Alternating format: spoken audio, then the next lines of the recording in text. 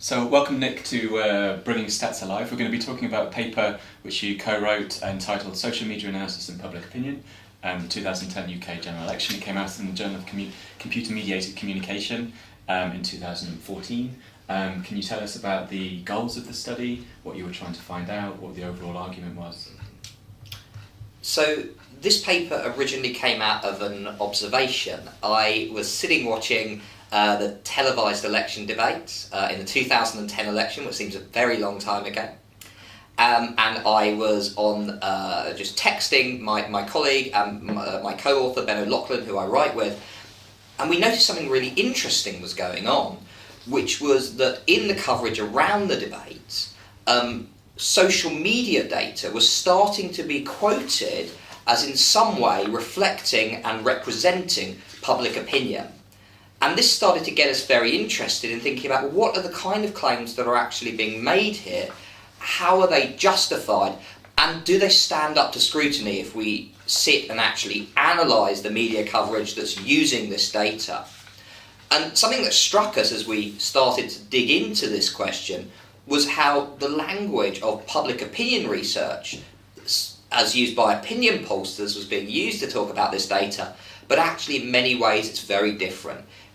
It might be statistical in some ways, but it's certainly not representative, and some of the claims that were being made around it were therefore quite problematic.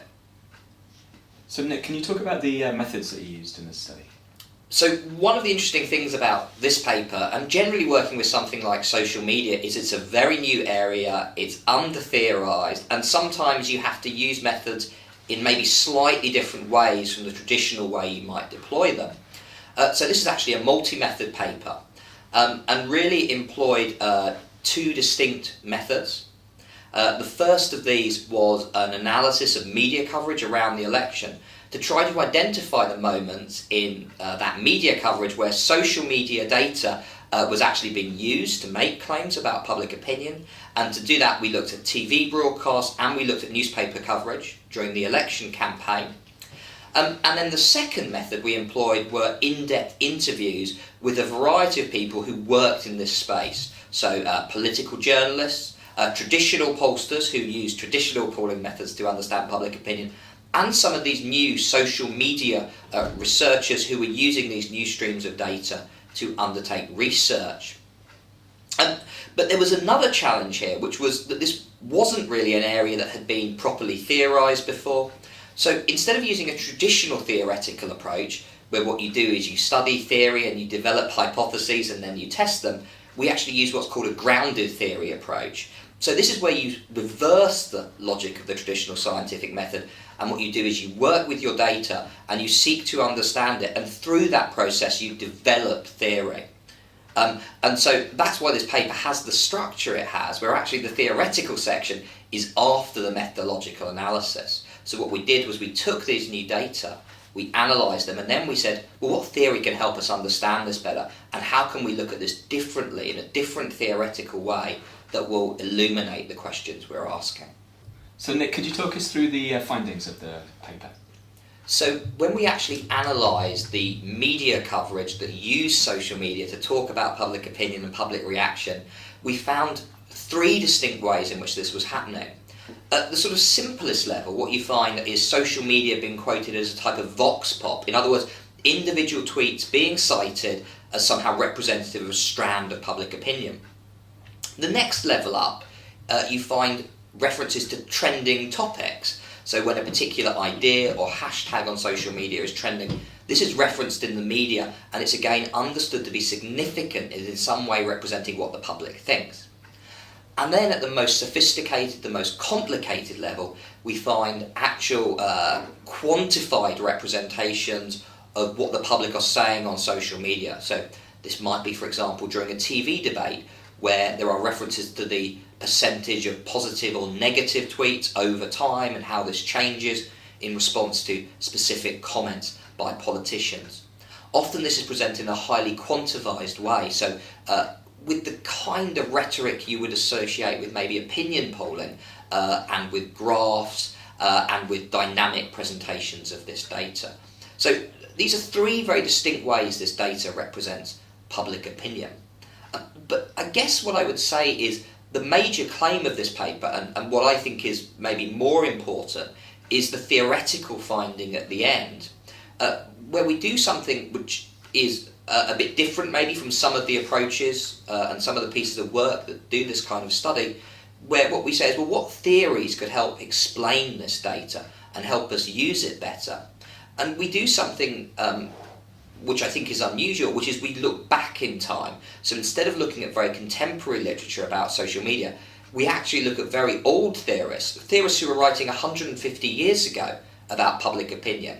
And the reason why these theories are powerful is because they predate the idea of public opinion polling. So public opinion polling gives us a very specific idea of what public opinion actually is and how it's measured and how we should talk about it. But if we look back at Victorian political theorists, they didn't have this idea of what public opinion was. They were much more interested in political protest marches or newspaper coverage as representing public opinion. And what's interesting about these types of spaces is the data isn't representative, it's not scientific in the way public opinion polling is, it's much messier. And in that case, it's much more like social media data, which is also messy and non-representative. So if we look back at these older theorists, long before the invention of public opinion measurement through social media, we actually find really interesting ideas that can help us talk about these new data metrics. So Nick, in the study of public opinion, can you talk a little bit about the differences between using social media data versus traditional survey representative sample process? So social media analysis of public opinion does have some big advantages. It's immediate, you can actually get results in real time, which is very, very hard to do with a traditional survey. And also it operates at a massive scale. You can be dealing with potentially hundreds of thousands or even millions of social media items. But there are also challenges.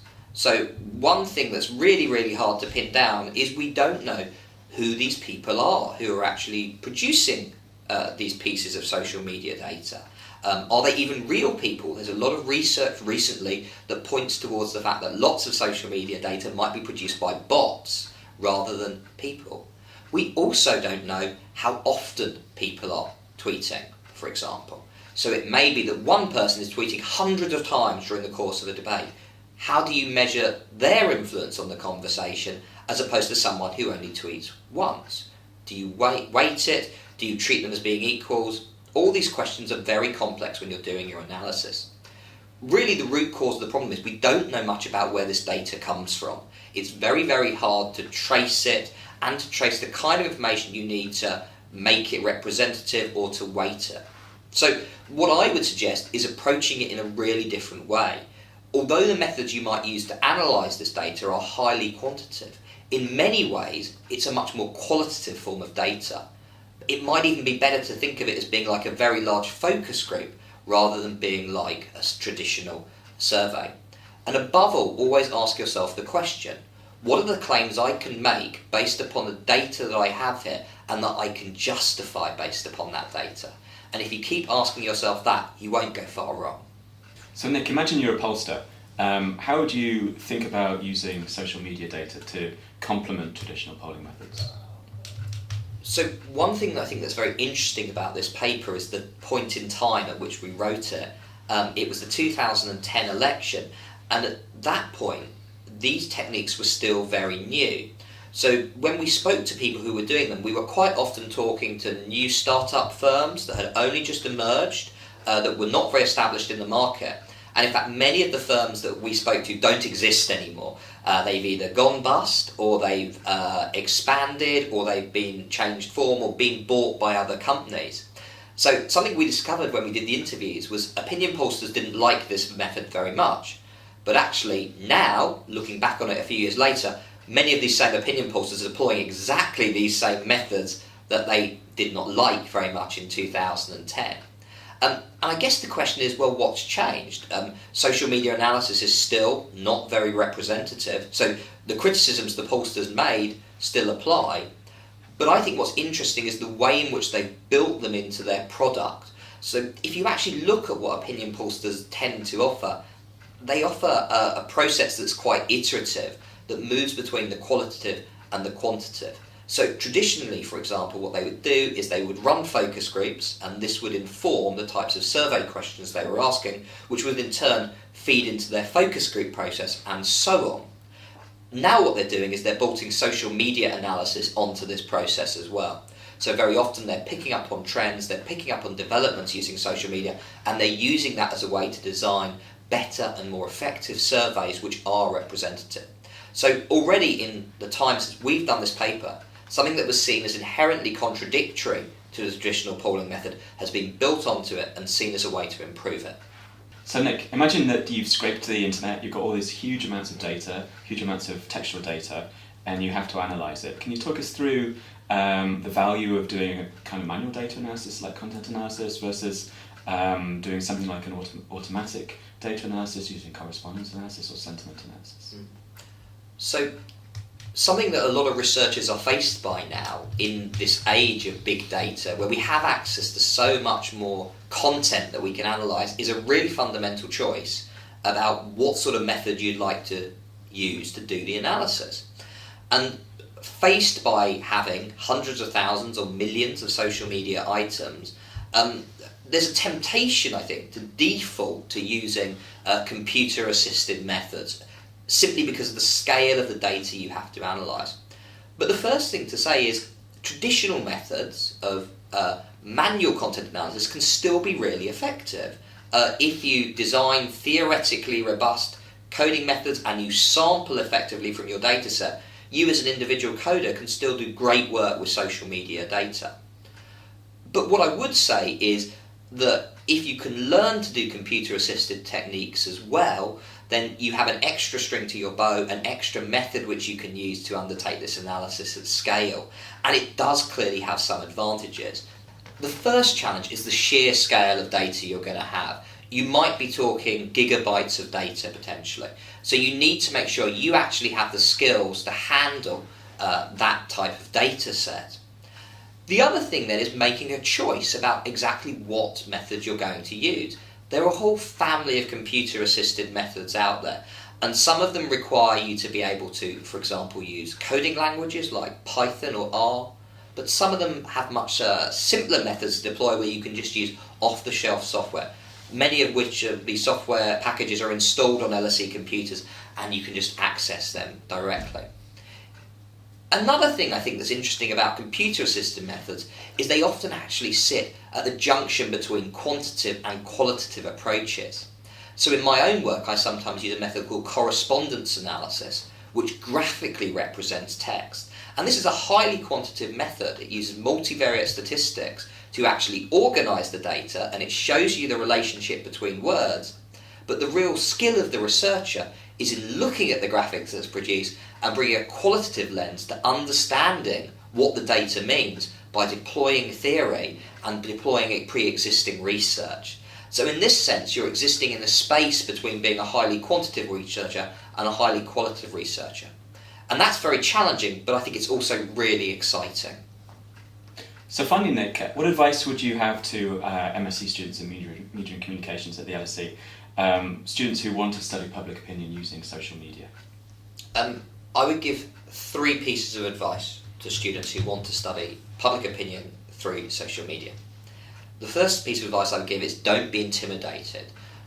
These data sets can seem big, they can seem overwhelming, they can seem hard to access, but this can be done. There are tools out there.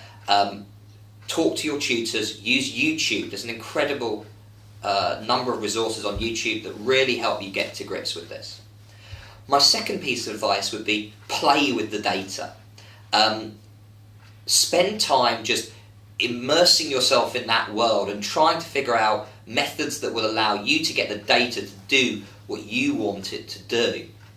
And that might take time, and it might be messy, and it might involve doing some things wrong and then figuring out things that do actually work. But that's fine. That's the nature of this sort of data. You're working at the cutting edge of the social sciences if you're using it. So don't be afraid to play with it. Don't be afraid to get things wrong. And my third piece of advice is something that I would say whether a student is doing a traditional content analysis or a computer-assisted one with social media data and large data sets, which is, above all, make it theoretically interesting. Yeah, go back to the really fundamental questions we are trying to address and say, well, what can this data actually contribute to those questions? And always be aware of the limitations of the data you're working with and the claims you can make based upon it. And if you can come up with something that's theoretically robust and theoretically interesting, then you can do something really special.